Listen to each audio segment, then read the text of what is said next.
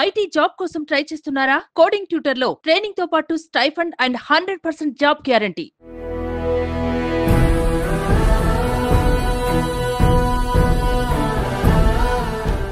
నమస్కారం. మనతో పాటు అజయ్ కలాం గారు ఉన్నారు. కొత్త గవర్నమెంట్ వచ్చి ఒక 100 రోజులు దాటింది. పాలన మనం ఏమన్నా మీరు జడ్జి చేయగలుగుతారు సార్? 100 రోజుల్లో ప్రత్యేకంగా ఏమీ జరగలేదు నా దృష్టిలో. సో ఆఫీసర్లు మారుతుంటారు, నాయకులు మారుతుంటారు. ఈ 10 ఏళ్ల ప్రయాణాలు ఉచితాలు పెరిగినట్టుగా అనుకోవాలి. అవునండి, డెఫినెట్గా అంతకుముందు లేనివి ఎన్నో చేస్తూ ఉన్నాం కదా.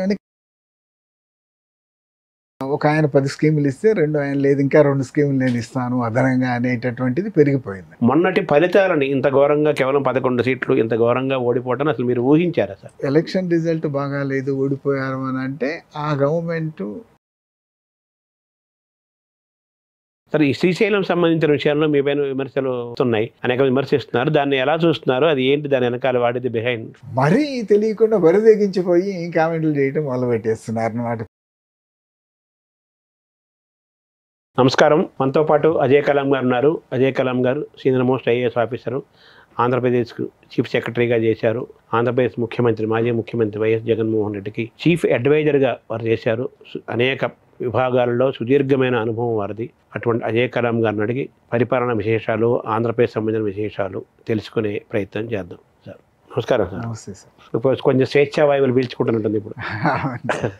వచ్చి ఇంకా అంటే సొంత పనుల మీద పడ్డాం. ఫ్యామిలీ కుటుంబ విషయాలు అవి ఇవి చూసుకుంటున్నాం. సార్, ఈ గవర్నమెంట్ వచ్చి కొత్త గవర్నమెంట్ వచ్చి ఒక 100 రోజులు దాటింది. సార్, ఇప్పుడంటే వరదలు ఇబ్బంది ఉంది. మామూలుగా దీని సెన్స్ మీరు ఒక ఆఫీసర్గా 40 ఏళ్ళు దాదాపు చేసిన వ్యక్తిగా ఒక 100 రోజులు పాలన మనం ఏమన్నా మీరు జడ్జి చేయగలుగుతారు సార్? స్పెసిఫిక్గా నేనేమో అబ్జర్వ్ చేయలేదు. నేను ఇందాక చెప్పాను కానీ ఎక్కువ ఫ్యామిలీ విషయాల మీద ఫోకస్ చేస్తూ ఉన్నామని. అయితే 100 రోజుల్లో ప్రత్యేకంగా ఏమీ జరగలేదు. అది నా దృష్టిలో జరిగే అవకాశం కూడా లేదు.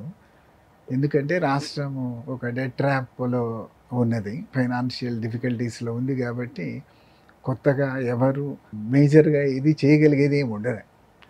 సో ఆఫీసర్లు మారుతుంటారు, నాయకులు మారుతుంటారు.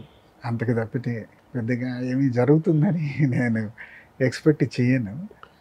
చేసే అవకాశం కూడా లేదు. అంటే మన మెయిన్ కారణం మన ఆర్థికంగా మనం పటుత్వంగా లేకపోవటమంటారు.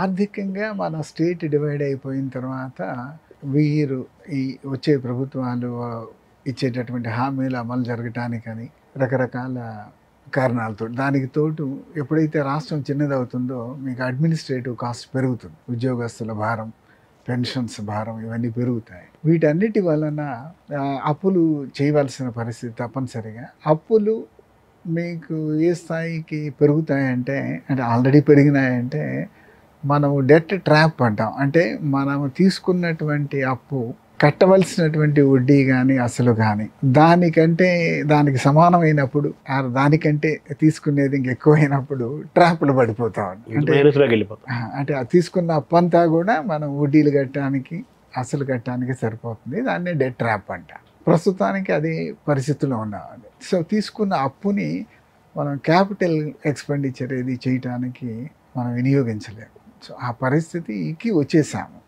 ఇంతకుముందు మనం ఓన్లీ బెంగాల్, కేరళ, పంజాబ్ ఉండేవి. ఇప్పుడు ఆ స్థాయికి మనం కూడా వచ్చేసాం కాబట్టి ఇక ఇప్పుడు పెద్దగా పెద్ద పనులు చేసే అవకాశాలు తక్కువ అండి. అంటే మన ఆదాయాన్ని పెంచుకునే మార్గాలు లేవంటారు. మంది అగ్రికల్చరల్ స్టేట్ ఆంధ్ర. సో దాదాపు ఇంకా 30% జిఎస్డిపి అగ్రికల్చర్ ద్వారానే వస్తుంది. మనం బాగా పెంచుకోవాలి అని అంటే మనకు ఇది మ్యానుఫ్యాక్చరింగ్, సర్వీసెస్ సెక్టర్ కంట్రిబ్యూషన్ పెరగాలి. ఒక పక్క ఈ ట్రాప్లో ఉన్నాం కాబట్టి అక్కడ వాటి మీద మ్యానుఫ్యాక్చరింగ్ అవి పెరగాలంటే మీరు ఇన్ఫ్రాస్ట్రక్చర్ పెంచుకోవాలి. ఇన్ఫ్రాస్ట్రక్చర్ మీద పెద్దగా ఇన్వెస్ట్మెంట్ చేయలేము. ఒక విషస్ సర్కిల్ అండి అది బ్రేక్ చేయాలంటే చాలా ధైర్యం కావాలి.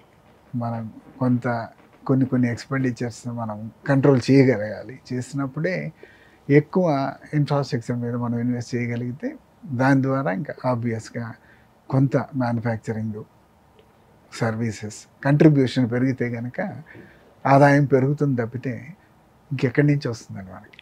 అంటే మనకి సంక్షేమ పథకాలకి వెచ్చించే అమౌంట్ అనేది అది గుదిబండ అయినట్టుగా చెప్పుకోవాలి కదా. అదే అండి. కాకపోతే సంక్షేమ పథకాలు ఏమిటి అనేది మనకు డెవలప్మెంట్ ఏమిటి అనేది కొంచెం క్లారిటీ ఉండాలండి. నిర్వచనం. ఇప్పుడు సపోజ్ ఎడ్యుకేషన్ మీద పెట్టేది పూర్తిగా సంక్షేమం అని చెప్పలేము. ఇట్స్ ఏ సోషల్ డెవలప్మెంట్, అది ప్రభుత్వ బాధ్యత. హెల్త్ మీద ఖర్చు పెట్టేది ఆ విధంగా చెప్పలేము మనం. అన్నీ కూడా అంటే మనం ఊరిక ప్రభుత్వాల వెల్ఫేర్ మీద ఖర్చు పెడుతున్నాయా అని అనుకుంటామో, ఖర్చు పెట్టేవి అన్నీ కూడా సంక్షేమం కింద రావండి. బట్ ఏవైతే సంక్షేమాలు ఉంటాయో మనం ఏదో కొన్ని ఫ్రీగా ఇచ్చేవి, ఏదో ఇన్సెంటివ్ లాగా ఇచ్చేవి, ఉచితాలు అనుకుంటాను, అవి తప్పనిసరిగా కంట్రోల్ చేసుకోవాల్సిన అవసరం ఉందండి. ఇంక్లూడింగ్ మనకు ఇదివరకు ఒక చట్టం ద్వారా కేంద్రం తీసుకొచ్చింది ఏది ఫుడ్ సెక్యూరిటీ కోసం అని చెప్పి, సివిల్ సప్లైస్, ఇవన్నీ కూడా కొంత స్ట్రీమ్ లైన్ చేసుకుని తగ్గించుకోవచ్చు. ఎందుకంటే అవన్నీ దుర్వినియోగం అవుతున్నాయి. అంటే ప్రజలకు ఆ సంక్షేమం ఉపయోగం కంటే వేస్టేజ్ ఎక్కువైపోతూ ఉంది. సో అటువంటివి అది ఏవి ఎక్కడ ప్రజలకి నిజంగా ఉపయోగపడలేదు, దానివల్ల పెద్దగా లాంగ్ టర్మ్ ఉపయోగం ఉండదు అనేది మనం అర్థం చేసుకుంటే అటువంటి సంక్షేమాలు పక్కన పెట్టి ఎడ్యుకేషన్, హెల్త్ ఇటువంటివి తప్పనిసరిగా ఫోకస్ చేసుకుంటే అవన్నీ ఇన్వెస్ట్మెంట్ కిందే మనం ఆలోచించాలి. అంటే ఈ 2014లో ఆంధ్రప్రదేశ్ తెలంగాణ విడిపోయి కొత్త రాష్ట్రంగా ఆంధ్రప్రదేశ్ ఏర్పడింది. ఈ 10 ఏళ్లలో సంక్షేమం అంటే మీరు చెప్పిన సంక్షేమం అంటే దానికి బ్రాడర్గా చూడాలి. ఎడ్యుకేషన్ ఇన్వెస్ట్ చేయడం ఇన్వెస్ట్మెంట్ అవుతుంది కానీ సంక్షేమమే కింద రాదు. ఈ ఉచితాలు అనేది ఇవ్వటం పెరుగుతూ వస్తుంది కదా. కరెక్ట్.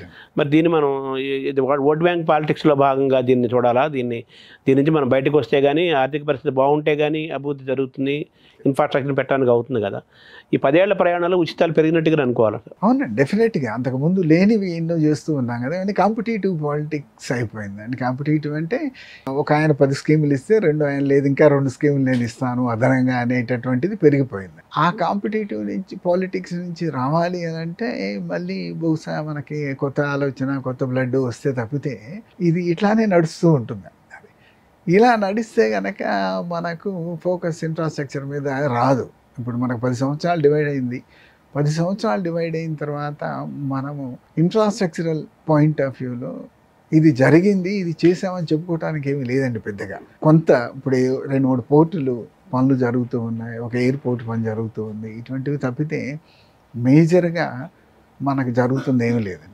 కొద్దిగా గొప్ప గవర్నమెంట్ ఆఫ్ ఇండియా ఇచ్చే నేషనల్ హైవేస్ అవి తప్పితే మనము చేయదగినంత ఇన్ఫ్రాస్ట్రక్చరల్ ఇన్వెస్ట్మెంట్ చేయలేదు. దాని ఇరిగేషన్ సైడ్ కూడా పోలవరం అది డివైడ్ కాకముందు స్టార్ట్ అయింది, దాని మీద కూడా పెద్దగా ఏం పెట్టలేకపోయినాము రకరకాల కారణాలతో. సో ఒక విధంగా చూసుకుంటే లాస్ట్ 10 years కొంత dismal performance and overall development యాంగిల్లో. సరే కొన్ని administrative side, health, education side కొన్ని రిఫార్మ్స్ చేయడానికి ప్రయత్నించారు కదా ప్రభుత్వం.